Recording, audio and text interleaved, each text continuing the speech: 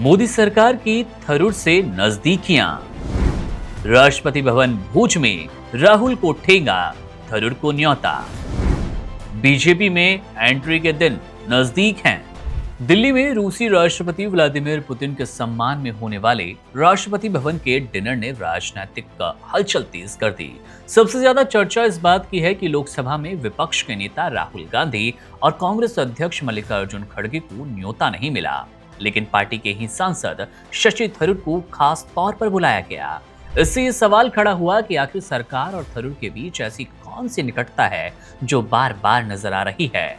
ये कोई पहली घटना नहीं। कुछ समय पहले सरकार ने ऑपरेशन सिंदूर से जुड़े सर्वदलीय प्रतिनिधिमंडल में भी कांग्रेस की पसंद को नजरअंदाज कर सीधे शशि थरूर का नाम आगे किया। तब भी कांग्रेस के कई नेताओं ने इसे अच्छा संकेत नहीं माना।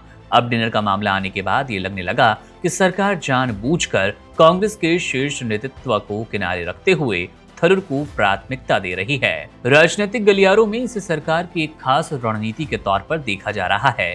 कांग्रेस के भीतर उन चेहरों को भी आगे लाना जो सरकार से तीखे टकराव की बजाय संवाद के लिए खुले माने जाते हैं, जान पहचान रखते हैं। थरूर की छवि एक पढ़े लिखे, निपुण वक्ता और विदेशी नीति समझने वाले नेता के रूप में रही। सरकार को ऐसे चेहरों से दिक्कत नहीं होती क्योंकि वे अंतर्राष्ट्रीय और राजनीतिक मुद्दों पर शांत, तार्किक और कभी कभी सरकार से सहमत नजर आते हैं। यही वजह है कि सत्ता पक्ष के कई नेता थरूर को उपयोगी विपक्षी मानते हैं, जिनसे बहस भी हो सकती है और तस्वीरें भी। कांग्रेस इस पूरे मामले से खासा नाराज है। जयराम रमेश ने साफ कहा कि दोनों सदनों के विपक्षी नेताओं को बुलाया ही नहीं गया, जो परंपरा के खिलाफ है। पवन खेड़ा ने तो थरूर पर तंज कसते हुए कहा कि अगर वे होते तो अंतरात्मा की आवाज सुनते और ऐसे निमंत्रण को ठुकरा देते।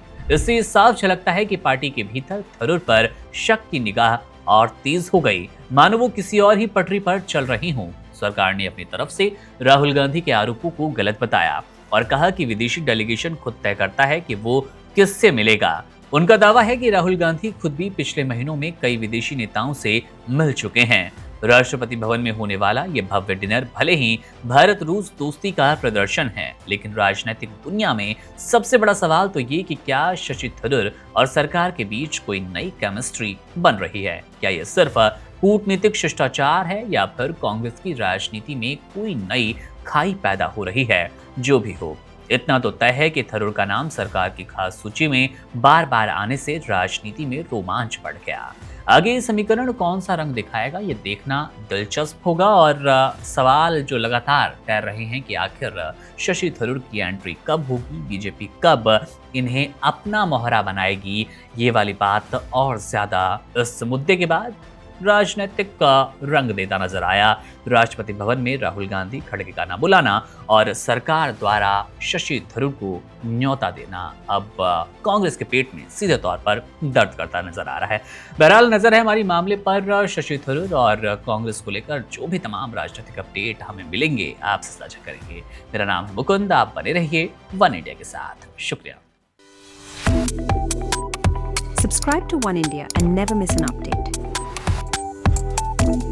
Download the One India app now.